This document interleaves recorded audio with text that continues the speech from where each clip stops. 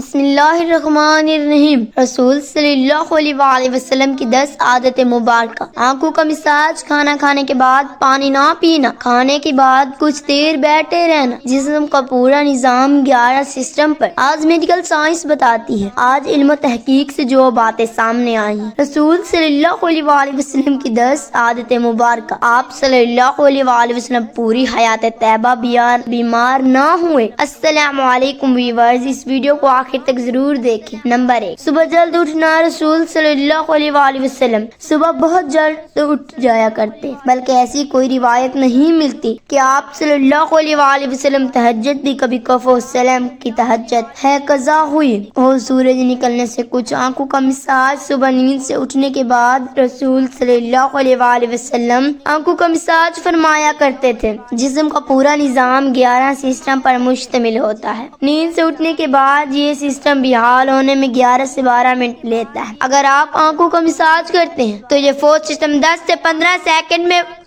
فوارہ بحال ہو لائی ہے، اس لیے کہ مختلف پھل بھی چونکہ پانی کے بہت زیادہ مقدار رکھتے ہیں، اس لیے ان کو کھانے سے پہلے کھانے سے جسم اور خاص طور پر معدہ اور آنتوں کی توانائی ملتی ہے، کیونکہ کھانے کے ہضم کرنے میں معدہ اور آنتوں کا بہت اہم کردار ہوتا ہے اور یہ عمل ان کی کارکردگی بڑھانے میں ان کے لیے مددگار ثابت ہوتا ہے، اور یہ بات بھی سائنسی مشاہدات سے ثابت شدہ ہے۔ فروٹ میں موجود غذائیت سے خالی معدے کو زیادہ فائدہ ہوتا ہے۔ نمبر 6، غذا کے بعد پانی نہ پینا۔ رسول صلی اللہ علیہ وسلم کبھی بھی کھانے کے بعد پانی نہ پیتے تھے۔ آج علم و تحقیق سے جو باتیں سامنے آئی ہیں، ان سے پتہ چلتا ہے کہ اس سنت مبارکہ پر عمل نہ کریں، اس قدر نقصانات ہیں کہ گمان میں بھی نہیں کیا جا سکتا۔ جب ہم کھانے کے بعد پانی پیتے تو کھانے میں جس قدر بھی فیڈز ہوتے ہیں وہ کھانے سے نکل کر معدے کے اوپر والے حصے کی طرف آ جاتے ہیں۔ باقی کھانا ہاضمے کے دوسرے مرحلے کے لیے چھوٹی آنت میں چلا جاتا ہے اور اس طرح معدے میں رہ جانے والے فیڈ اور پروٹین معدے کے اندر انتہائی نقصان دہ وجوہات پیدا کرتے ہیں، جبکہ ان سب کو کھانے کے ساتھ مکس ہو کر نظام کے اگلے مرحلے میں جانا تھا۔ ہم نے پانی پی لیا یا پھل کھا لیا تو یہ ہماری صحت کے لیے بربادی کے لیے معدے ہی میں رہ گئے۔ ایک حدیث رسول صلی اللہ علیہ وسلم کا مفہوم ہے کہ اگر کھانا کھا لینے کے بعد پانی کی حاجت ہو تو محض چند ایک گھونٹ لے لو اور اس کے بعد روٹی کا ایک لقمہ کھا لو۔ جاپانی تحقیق ہے کہ کھانے کے بعد پانی پینے سے جو فیڈ اوپر آ رہے تھے اور آپ نے جو بعد میں لقمہ کھا لیا تو فیڈز کے اوپر آنے کا سلسلہ نہ صرف وہیں رک جاتا ہے بلکہ وہ دوبارہ غذا کا حصہ بن جاتے ہیں۔ اس لیے کھانا کھانے کے بعد پانی ہرگز نہ پینا چاہیے کہ جو پیٹ میں نہ صرف گیس، تیزابیت، بدہضمی کا باعث بنتے ہیں بلکہ بہت سے دل کے امراض کا تعلق بھی اس سنت مبارکہ پر عمل نہ کرنے کے سبب سے ہی ہے۔ نمبر 7، وضو۔ ہم دن میں 5 فرض نمازوں کے لیے کم از کم 5 بار وضو کرتے ہیں، کیونکہ وضو کے بغیر نماز نہیں ہوتی اور منہ، ناک، ہاتھ، بازو، سر اور پاؤں دھوئے بغیر وضو نہیں ہوتا، یعنی دن میں 5 بار ہم جسم کے ان تمام اعضاء کو دھوتے ہیں۔ وضو میں ہم جسم کے تمام ظاہری اعضاء دھوتے ہیں کہ جن پر مٹی اور کاربن لگ جاتی ہے۔ آج سائنسی مشاہدات یہ بات ثابت کرتے ہیں جسم کے جن اعضاء پر مٹی یا کاربن وضو کے بغیر نماز نہیں ہوتے اور منہ، ناک، ہاتھ، بازو، سر اور پاؤں دھوئے بغیر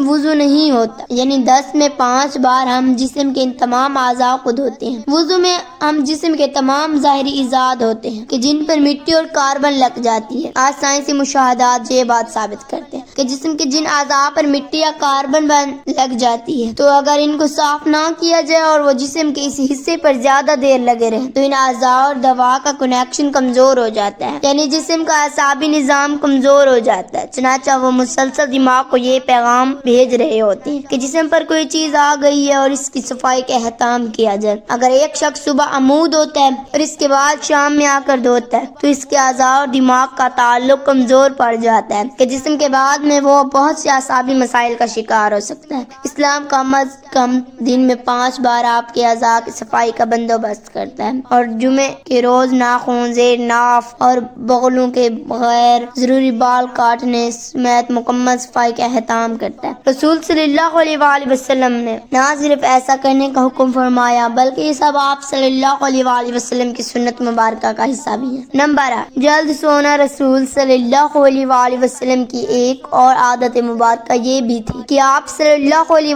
وسلم رات جلد سویا جایا کرتے تھے۔ عموماً آپ صلی اللہ علیہ وسلم نماز عشاء کے فوراً بعد سو جاتے تھے، یعنی رات جلد سونا اور صبح جلدی اٹھنا آپ صلی اللہ علیہ وآلہ وسلم کی معاملات میں شامل تھا۔ ہماری بایولوجیکل واٹ جو کہ ہمارے پورے جسم کے نظام کو منظم کرتی ہے، جب یہ باہر اندھیرا دیکھتی ہے تو یہ آپ کے جسم کو سونے کا سگنل دے دیتی ہے، جسم کو تیاری کے لیے 1.5 سے 2 گھنٹے کا ٹائم دیتی ہے کہ اس وقت تک آپ کو لازمی سونا ہے۔ نوٹ کیجئے کہ نمازی مغرب اور نمازی عشاء میں بھی تقریباً اتنا ہی دورانیہ ہوتا ہے کہ اس کا فائدہ یہ ہوتا ہے کہ آپ کے جسم میں بایولوجیکل واچ کے تحت ایک ڈاکٹر جاگ جاتا ہے جو آپ کے پورے جسم کی مینٹینس کرتا ہے۔ اگر کہیں زخم آ گیا ہے اور اس کو ریپیئر کرے گا، اگر جگر یا کسی اور اعضاء میں کچھ مشکل ہے تو اس پر کام کرے گا، بلکہ سونے کے بعد سب سے پہلے جگر پر ہی کام ہوتا ہے۔ اور جب جگر کے مریض ہیں ان کے لیے یہ رائے بھی ہے جہاں وہ اپنا علاج کر رہے ہیں وہ اپنی جگہ، لیکن اپنی نیند کے نظام کو بہتر کر کے اپنے جسم کے ڈاکٹر کو علاج کا موقع دیجیے اور پھر اس کی ثمرات دیکھیے۔ رات 10 بجے سے 12 بجے تک جگر اور اس کے ارد گرد کے اعضاء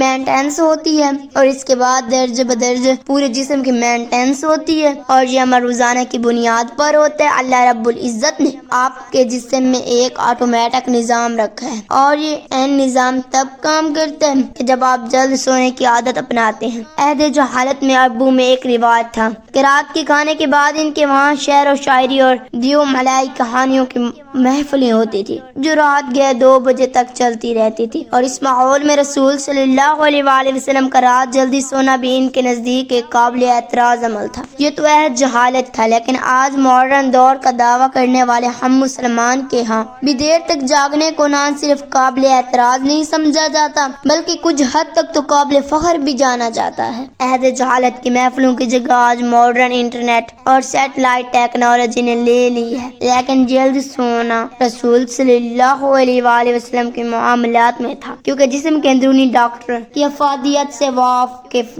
تھے، اور یہی وجہ ہے کہ پوری حیات مبارکہ میں رسول صلی اللہ علیہ وآلہ وسلم ایک لمحے کے لیے بھی بیمار نہیں ہوئے۔ نمبر 9، مسواک کرنا۔ رسول صلی اللہ علیہ وآلہ وسلم مسواک کو بہت پسند فرماتے تھے اور خصوصاً دن میں 5 دفعہ ہر نماز میں وضو کے ساتھ تو ضرور اس کا اہتمام فرماتے تھے۔ اس کے علاوہ بھی جب گھر تشریف لاتے کسی محفل میں حاضری سے پہلے غرض موقع مسواک کا اہتمام کرتے اور مسواک کو بہت محبوب رکھتے تھے۔ ہوتا یہ ہے کہ جب ہم کھانا کھاتے ہیں تو دانتوں کے درمیان کھانے کی کچھ نہ کچھ ذرات ضرور رہ جاتی ہیں اور کھانے کے 1 گھنٹے بعد ان میں بیکٹیریا پیدا ہو جاتے ہیں۔ محسوس کیجئے گا کہ دانتوں میں رہ جانے والے ذرات 2 گھنٹوں پر نرم ہو جاتے ہیں اور اس کی وجہ یا بیکٹیریا ہی ہے۔ اس لیے ہمیں کہا گیا کہ کھانے سے پہلے بعد سونے سے پہلے مسواک کا اہتمام کیا جائے، ورنہ یہ آپ کی ہارٹ اٹیک کا بھی سبب بن سکتی ہے۔ آج امریکہ اور مغربی ممالک میں صبح اٹھتے بغیر دانت منہ صاف کیے کیسے کھانا پینے کا رواج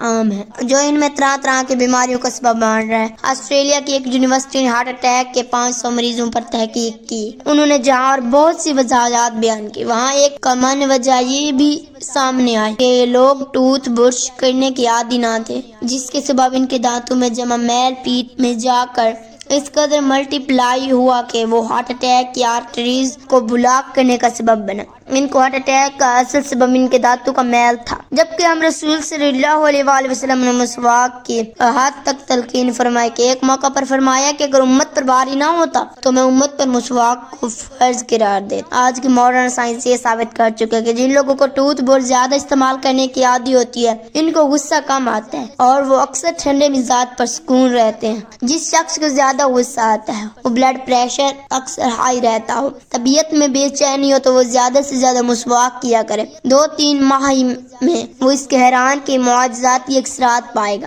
نمبر 10، ہفتے میں 2 روزے۔ رسول صلی اللہ علیہ وآلہ وسلم کے معاملات میں پیر اور جمعرات کا روزہ بھی شامل تھا اور آپ صلی اللہ علیہ وآلہ وسلم نے ان روزوں کو رکھنے کی ترغیب بھی دلائی، یعنی کہ ہفتے میں 2 روزے۔ رسول صلی اللہ علیہ وآلہ وسلم کو قول مبارک ہے کہ مسلمان 1 آنت میں کھانا کھاتا ہے جبکہ کافر 3 آنت میں، اور ہمیں نصیحت فرمائی کہ جب خوب بھوک لگے تو کھانا کھاؤ اور ابھی بھوک باقی ہو تو چھوڑ دو۔ یہ عمل آج جدید میڈیکل کی زبان میں آٹوفیجیا کہلاتا ہے۔